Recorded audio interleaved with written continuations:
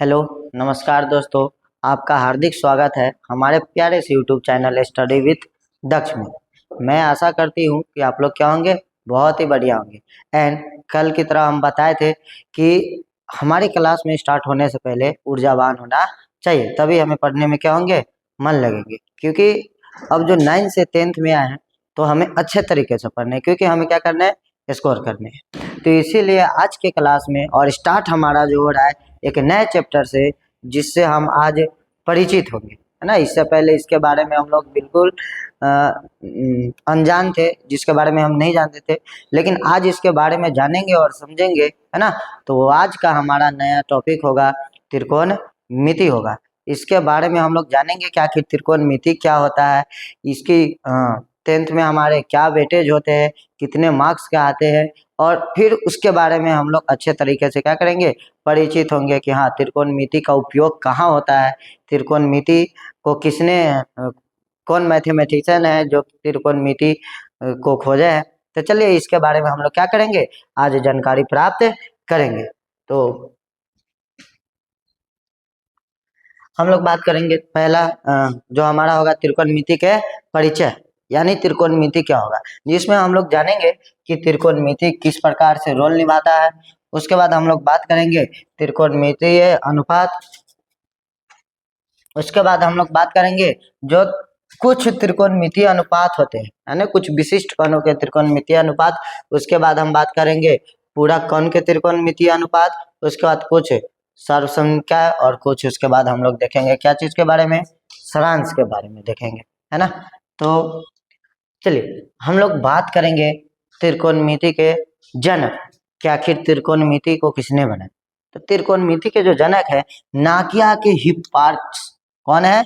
नापिया के हिप्पार्कस, है ना। जिन्होंने क्या किया थे, इनके देखिए घुंघरेले घुंघरेले बाल है, इन्होंने, है ना, बहुत ही प्यारी चीजों को क्या किए थे, खोज किए थे, और इनको क्या किए थे, बनाए हुए थे, है ना। त्रिकोणमिति को जो देने वाले वो कौन है, नाकिया के हिप्पार्कस। यानी त्रिकोणमिति के बारे में इन्होंने ही क्या किया था, दिया था, और इन्होंने ही त्रिकोणमिति के क्या किए थे, अर्थ को समझाया था। यानी त्रिकोणमिति नामक एक शब्द है जो कहाँ से आया है, ग्रीक से आया है ना।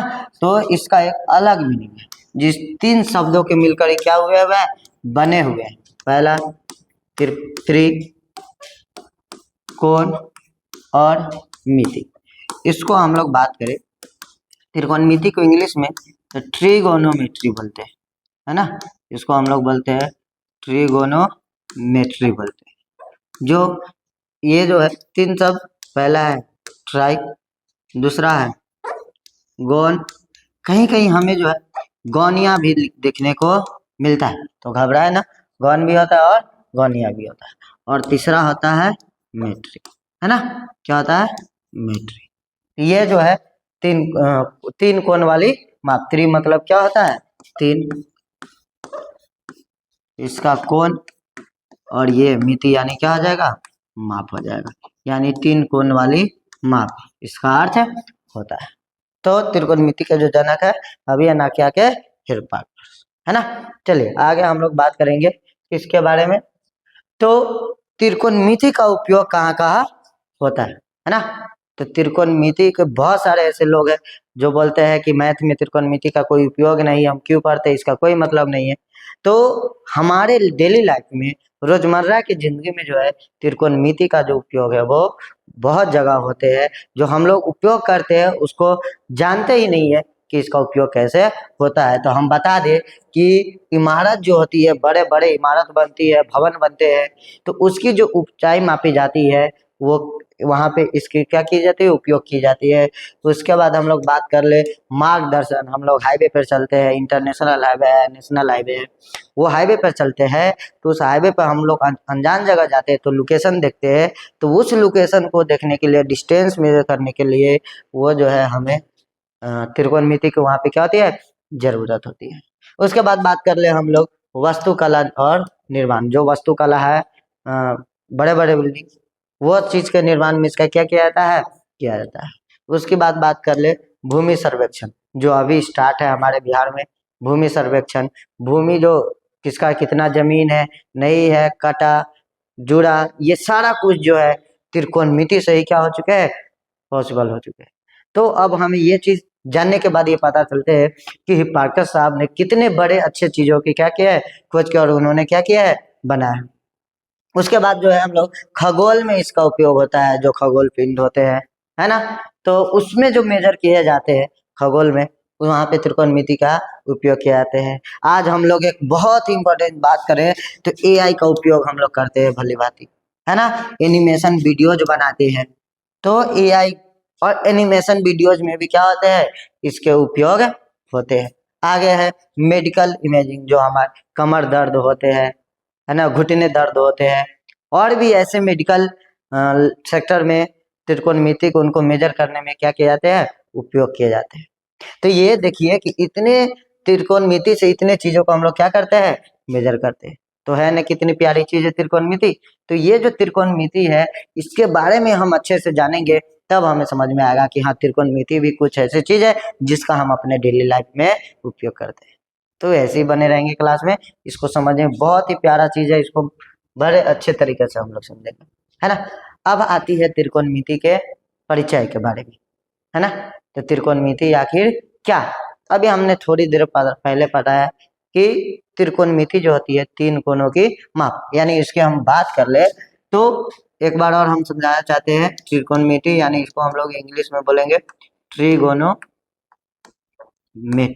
क्या होता है, ट्रिगोनोमेट्री, जिसका अभी बताया है कि यह ट्राइगोन या गोनिया, और तीसरा आता है मेट्री, है ना। ये त्रिकोण और मिति, यानी यानी तीन कोण वाली ये क्या है, माप, ठीक है। तो त्रिकोणमिति में हम लोग अगर इसकी परिभाषा की बात करें, कोई पूछे कि त्रिकोणमिति आखिर क्या होता है ना, कोई पूछे कि आखिर त्रिकोणमिति क्या होता है, तो इसकी बात करें, त्रिकोणमिति का अर्थ, त्रिकोणमिति का अर्थ होता है तीन कोण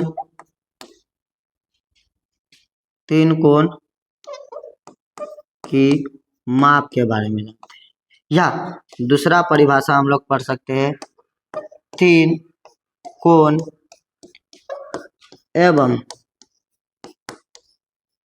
भुजा की माप, तीन कोण एवं किसकी, भुजा की माप पढ़ते हैं, है ना। तो अगर पूछा जाए कि बेस्ट परिभाषा क्या होगा, तो हम लोग बात करेंगे तीन कोण एवं भुजा वाली। अगर इसके अलावा भी कोई परिभाषा आपको पता हो तो आप हमें कमेंट करके जरूर बताएंगे, है ना। तो त्रिकोणमिति की बात कर ले तो तीन कोण एवं भुजा की माप, है ना, हम लोग त्रिकोणमिति के बारे में जानते हैं। तो आगे हम लोग बात कर ले त्रिकोणमिति के बारे में। तो इसमें हम लोग मुख्य रूप से तीन कोण की बात करें तो त्रिभुज आते हैं। त्रिभुज में हम लोग क्या करते हैं, तीन कोण के भुजा के बारे में क्या करते हैं, पढ़ते हैं। जैसे हम लोग बात कर ले, एक लेते हैं त्रिभुज, जैसे हम बात कर ले,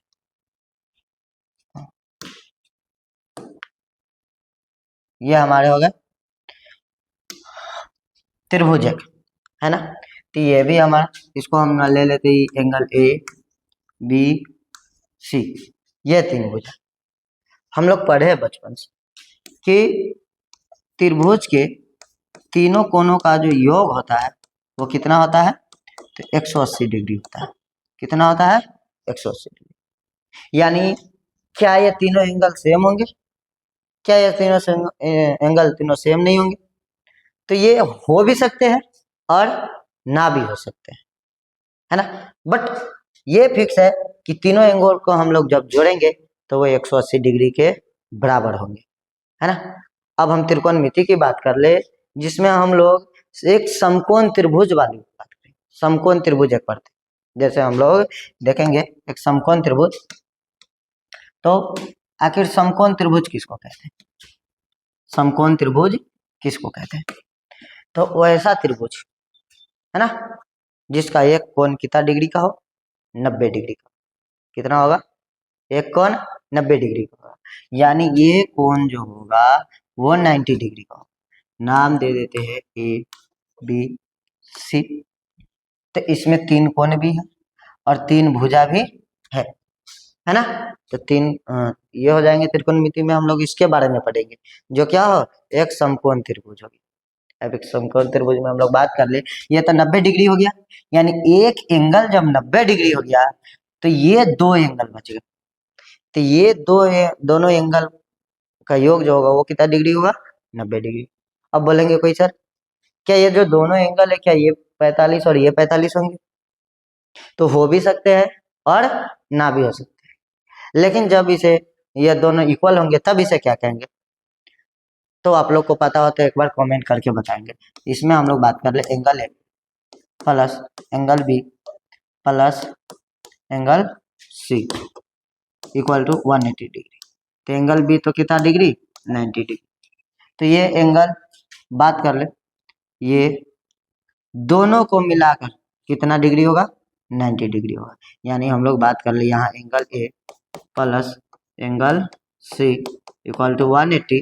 तो यहाँ से क्या बचेंगे, angle A plus angle C equal to 180 minus 90, यानी क्या होंगे, angle A plus angle C equal to 90 degree होंगे, है ना। यानी ये अगर यहाँ 60 होगा तो ये 30 होगा, अगर यहाँ ये 45 होगा तो ये भी 45 होगा, अगर ये 30 होगा तो ये 60 होगा। मतलब किसी भी तरीका से दोनों का जो सम होना चाहिए वो होगा 90 डिग्री, है ना।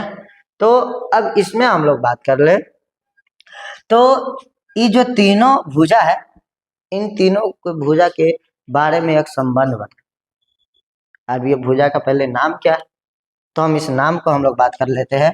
नाम को जानेंगे, तीन भुजा की बात कर ले।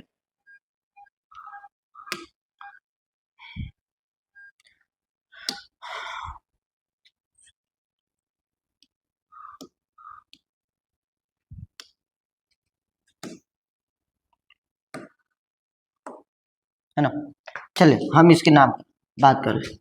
तो ये जहां पे 90 डिग्री होगा उसके सामने वाला कर्ण होगा, क्या होगा, कर्ण।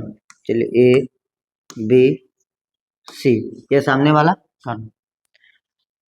क्या ये जो दोनों हमें भुजा दिख रही है इसके क्या नाम होंगे, क्या इसके अभी हम नाम देंगे, तो नहीं, अभी हम इसके नाम नहीं दे सकते। क्यों नहीं दे सकते हैं, तो इसकी हम बात करेंगे यहाँ पे, क्योंकि हमें इसमें एंगल के बारे में पता ही नहीं है कि ये कौन सा एंगल है ना। तो हम ये जो दोनों भुजा बाकी है इसका कब नाम देंगे, तो ये तो 90 हो गया, ये क्या हो गया, कर्ण हो गया, जिसे हम लोग इंग्लिश में बोलते हैं हाइपोटेनस, और इसको शॉर्ट में एच से लिखते हैं। अगर एंगल हमारा यहाँ पे है तो इसके सामने वाला क्या हो जाएगा, लंब हो जाएगा, क्या हो जाएगा, लंब। इसको हम लोग इंग्लिश में परपेंडिकुलर बोलते हैं, जिसको शॉर्ट में बोलते हैं। और जो बच गया वो हमारा क्या होगा, आधार होगा, क्या होगा, आधार होगा, जिसको हम लोग बेस बोलते हैं इंग्लिश में। यानी जो एंगल के बगल वाला होगा वही क्या होगा, हमारा बेस होगा, यानी आधार होगा। यानी इसका नाम हम कब देंगे, जब ये हमारा क्या होगा, एंगल दिया हुआ रहेगा तब।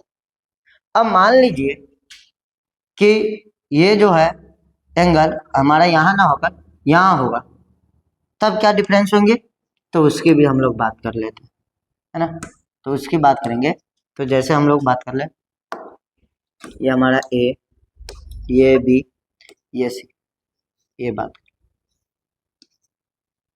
दोस्तों एक बात जानेंगे हम लोग कि ये कर्ण जो होता है, कर्ण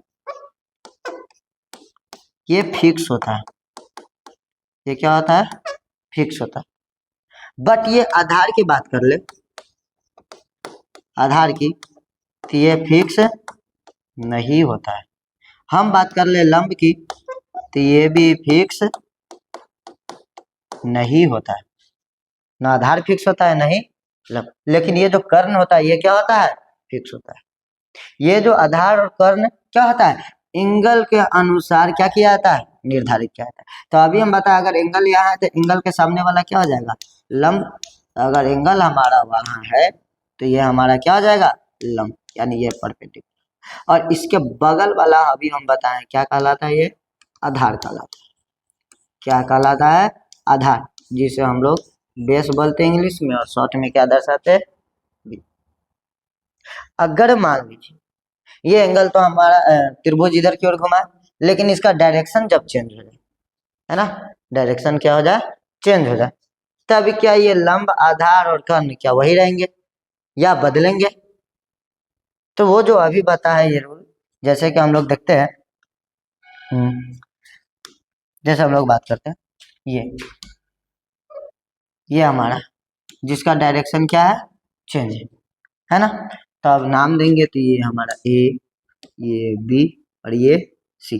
तो ये समकोण त्रिभुज समकोण है, तो समकोण 90 डिग्री का। तो इसके सामने वाला अभी हम बताएं क्या होते हैं, कर्ण। ये सामने वाला क्या होंगे, कर्ण, जिसे हम लोग एच बोलते हैं। क्या बोलेंगे, एच।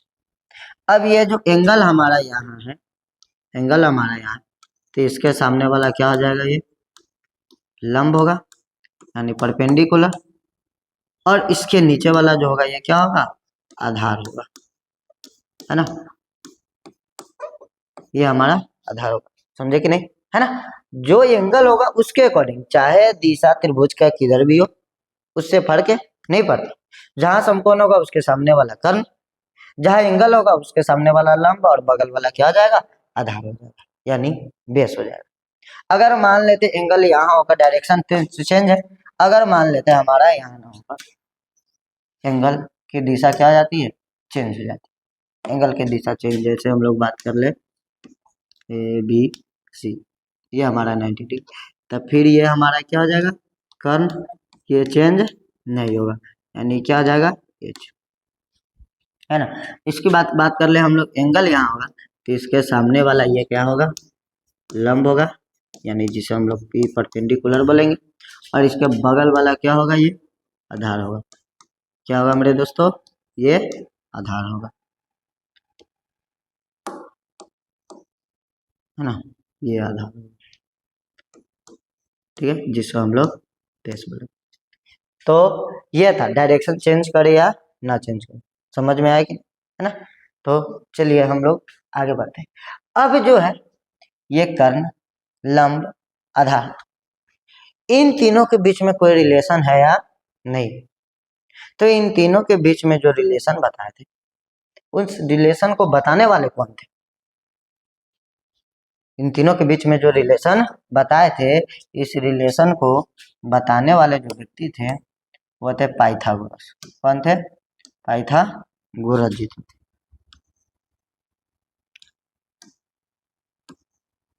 पाइथागोरस। तो पाइथागोरस के नियम के अनुसार, पाइथागोरस के नियम के अनुसार क्या कहता है, पाइथागोरस के नियम के अनुसार, इसके अनुसार कहा जाता है कि ये जो कर्ण है ना, कर्ण का स्क्वायर लंब स्क्वायर प्लस आधार स्क्वायर के क्या होते हैं, बराबर होते हैं। यानी ये जो होंगे H square equal to P square plus B square, ये एक इनके बीच का क्या आता है, रिलेशन आता है। यानी कर्ण स्क्वायर इक्वल टू लंब स्क्वायर प्लस क्या हो जाएंगे, आधार स्क्वायर, है ना, अगर एंगल हमारा यहाँ पे पता। चलिए ये तो हो गया, एक हमारा रिलेशन बन गया। अब हमें मान लीजिए कि क्वेश्चन में लंब और आधार दे दो, कहे कर्ण निकालने के लिए, तो इस फॉर्मूला के अनुसार क्या हो जाएंगे, निकाल लेंगे। तो यहाँ से निकालने के लिए हमारे बीच इसी एक रिलेशन से हमारा सारा का सारा निकल जाए, यानी क्या होगा, एच स्क्वायर इक्वल टू क्या है, P square plus B square, यानी एच यहाँ से लेंगे तो रूट ओवर इधर आएगा, यानी क्या हो जाएगा, P square plus B square. ये एक हमारा रिलेशन क्या होता है, निकल कर आता है।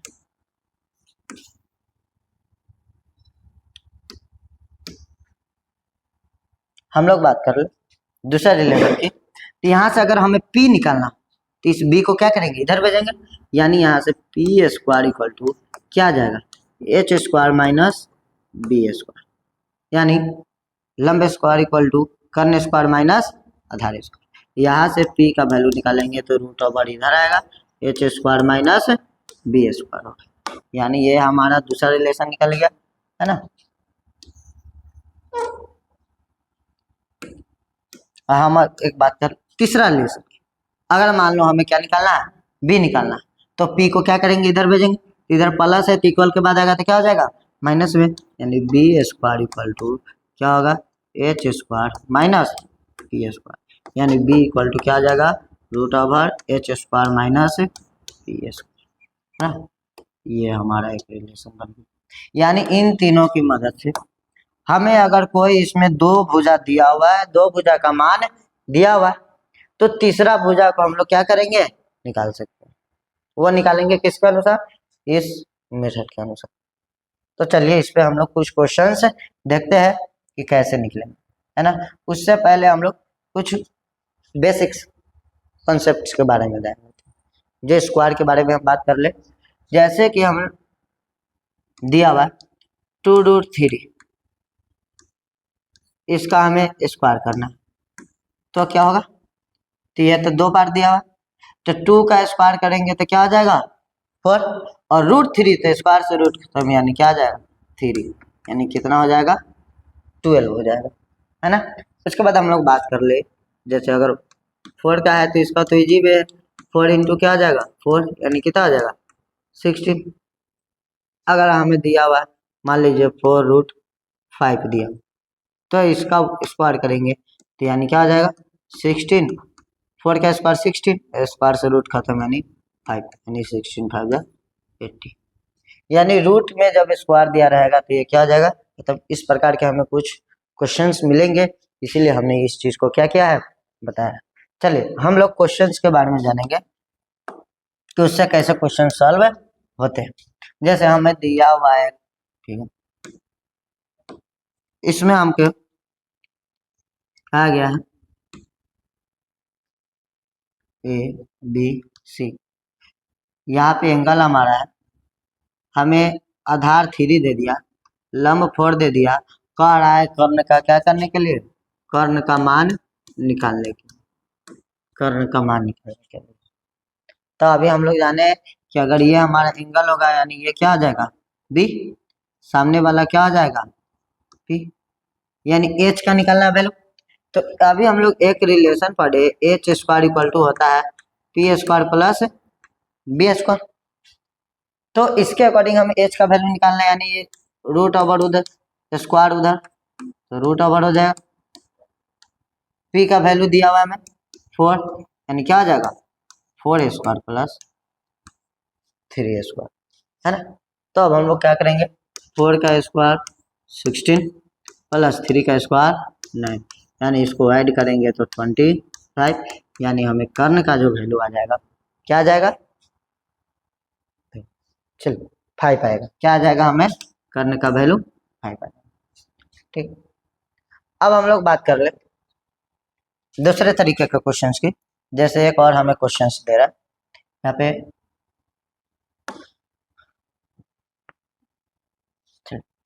हम लोग बात कर ले एक और क्वेश्चंस की।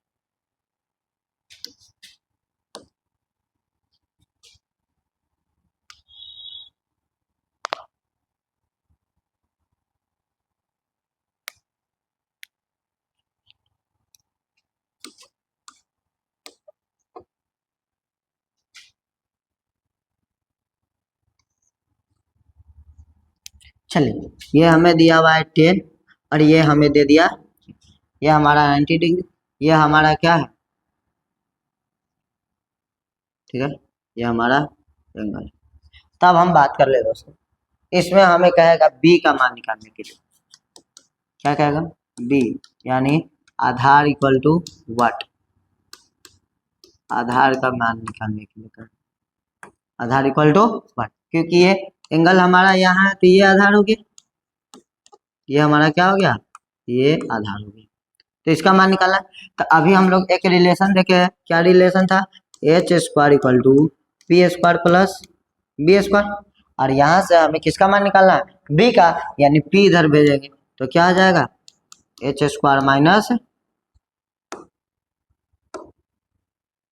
क्या हो जाएगा, H square minus P square, यानी बी इक्वल टू क्या आ जाएगा, root over H square minus P square. अब बी का वैल्यू हम लोग निकालते हैं तो क्या हो जाएगा, एच का स्क्वायर यानी 10 का स्क्वायर माइनस पी का स्क्वायर, यानी ये हमारा क्या है, पी है, ये हमारा एच है, यानी 6 का स्क्वायर, यानी क्या हो जाएगा हमारा, तो 10 का स्क्वायर 100 और 6 का स्क्वायर 36। इसको जब हम हटाएंगे तो हमारा आएगा 64, यानी रूट ओवर से बाहर निकलेगा तो क्या आ जाएगा, 8 हो जाएगा, यानी हमारा आधार के यहाँ पे वैल्यू कितना आ गया, 8 आ गया। तो इस टाइप का क्वेश्चन हमें ऑब्जेक्टिव में देखने को मिलते हैं। इस टाइप का क्वेश्चन हमें कई बार 2 नंबर में भी देखने को मिलते हैं, है ना। तो यहाँ से हम लोग जब 2 भुजा कोई दिया रहे तो तीसरा भुजा को क्या कर सकते हैं, आसानी से हम लोग निकाल सकते हैं, किसी प्रकार की कोई कठिनाई नहीं होगी, ये एक पाइथागोरस के नियम से। चलिए हम लोग आगे पढ़ते हैं। अब त्रिकोणमितीय अनुपात, त्रिकोणमितीय अनुपात क्या होता है ना। तो पूर्ण रूप से त्रिकोणमिति को 6 अनुपात होते हैं, कितने अनुपात होते हैं, 6, और वो जो हमें रिलेशन लिया गया है वो इसी त्रिभुज से रिलेशन उसके लिए गए, हमारा जो रिलेशन है उसका वो इसी त्रिभुज से लिए गए, है ना। इसकी हम बात करेंगे अभी। मान लीजिए ये हमारा क्या है, ए बी सी, चलिए ये जब एंगल हमारा यहाँ है तो ये बी होगा, अभी बता, ये पी होगा, और ये एच का फिक्स ही होता है, ये बदलता नहीं। तो ये जो त्रिकोणमितीय अनुपात होता है, पहला हो गया साइन, दूसरा कोसाइन, तीसरा हो गया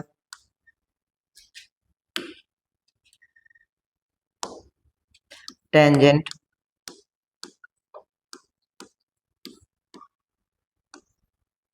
चौथा हो गया कॉटजेंट,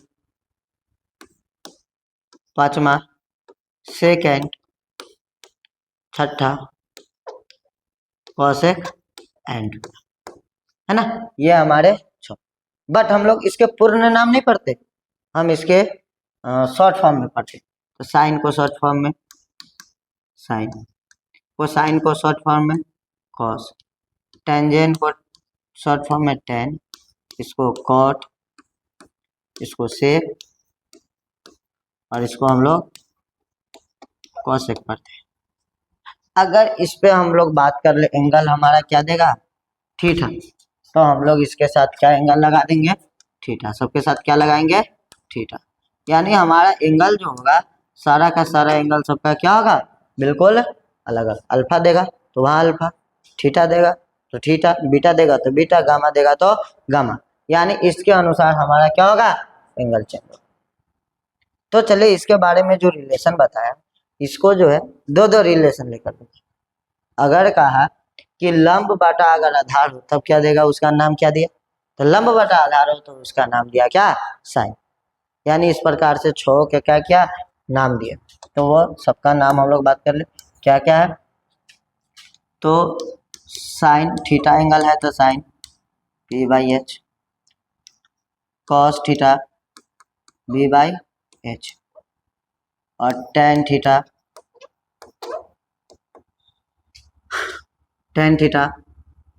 पी बाई बी, और इसके जस्ट बिल्कुल उल्टे होते हैं, जब ये पी बाई एच है तो आगे हमारा क्या आ जाएगा, एच बाई पी, है ना। तो इसके होते हैं कॉसेक, बिल्कुल उल्टा कॉसेक थीटा। अगर ये एच बाई बी है तो हमारा क्या आ जाएगा, इसका उल्टा होता है सेक, तो एच बाई बी, और टेन का क्या होगा, बी बाई पी, तो टेन का उल्टा हमारा क्या आएगा, कॉट। यानी ये देखा जाए एक रूप से उल्टा दे रहा है, तो ये ऊपर है पहले से ऊपर, तो यहाँ नीचे पहला, अगर ऊपर से दूसरे नंबर कॉस का उल्टा सेक, तो कहाँ है, ये नीचे से दूसरे नंबर। अगर tan ऊपर से तीसरे नंबर पर है तो हमें देखा जाता है कि cot भी ऊपर से कितने नंबर पर है, तीसरे नंबर पर। यानी ये हमारा 3 याद हो जाएंगे तो आसानी से ये 3 भी हमारा क्या हो जाएंगे, याद हो जाएंगे। बिकॉज ये जो है इसके बिल्कुल क्या है, उल्टा है। इसके याद करने का जो है एक शॉर्ट फॉर्म भी होता है, जैसे हम बता देते हैं। हिंदी नाम जैसे ये P है तो ये लंब बाटा क्या हो जाएगा, कर्ण, है ना। इसके जो शॉर्ट फॉर्म है लाल कक्का, इसके जो शॉर्ट फॉर्म है क्या है, लाल कक्का, है ना। ये शॉर्ट फॉर्म है। पहला है जैसे लंब बाटा कर्ण तो L से लंब और K से कर्ण। दूसरा है आधार बाटा कर्ण तो A से आधार और K से कर्ण। और तीसरा है क्या, लंब बाटा आधार तो L से लंब और A से आधार। यानी ये जो है 3 शॉर्ट नेम है ना, ये आसानी से हम लोग इसको क्या करेंगे, सॉरी ये था, हमें ये आसानी से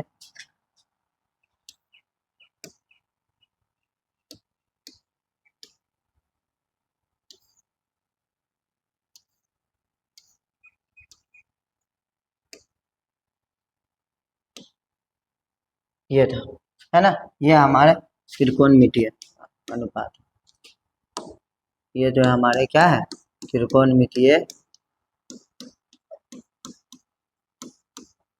ये हमारे त्रिकोणमितीय अनुपात, है ना। चलिए, तो ये था हमारा त्रिकोणमितीय अनुपात। इसके बाद हम लोग बात कर ले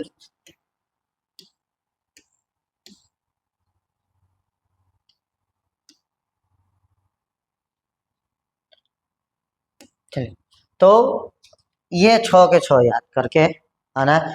तो आज का क्लास हमारा इतना ही दिख रहा था, लेकिन हम आपको एक बात कहना चाह रहे हैं कि ये सारे कुछ हमें अपडेट होने चाहिए, क्योंकि हम तभी अच्छे से कर पाएंगे इसको जब हमें क्या याद होंगे, अच्छे से फार्मूला याद। यानी हमें अच्छे से मैथ सॉल्व करने के लिए मोस्ट इम्पॉर्टेंट होता है क्या, हमें फार्मूला याद होना चाहिए। तो हम जो भी आपको क्लास में फार्मूला कराएंगे वो सारे के सारे आपको फार्मूले क्या करने होंगे, याद करने होंगे। जब ये सारे फार्मूले आप याद करिएगा तो बहुत ही आसानी से क्या हो जाएंगे, ये सारे के सारे क्वेश्चंस सॉल्व होंगे। उसके साथ साथ हम बताए थे बेहतर स्कोर करने के लिए हमें क्या चीज़ की ज़रूरत पड़ेगी, तो रिवीजन की ज़रूरत पड़ेगी। क्या चीज़ की ज़रूरत पड़ेगी, रिवीजन की ज़रूरत पड़ेगी। यानी जो हर दिन हम क्लास में कराएंगे वो आपको ज़रूर रिवीजन करना होगा, एक बार लिख कर। दूसरा, जब क्लास स्टार्ट करने से पहले पहले वाले क्लास में क्या पढ़ाई हुआ है उसको आप एक बार देख कर आएंगे तो बेहतर तरीका से आप क्या करेंगे, इसको समझ पाएंगे, है ना। क्योंकि रिवीजन ही ऐसा चीज़ होता है जो हमारे माइंड में वो बार बार क्या होता है, रिपीट होते रहता है, और तभी हम इसको क्या कर पाएंगे अच्छे। ये जो बेस्ट 2 तरीके हैं इसी की मदद से है ना हम बेहतर कर पाएंगे, नहीं तो हम बेहतर नहीं कर पाएंगे। तो चलिए, आपको वीडियो अगर पसंद आया हो, आप इस चैनल पर नए हो तो आप चैनल को सब्सक्राइब करें, लाइक करें एंड शेयर करें। धन्यवाद।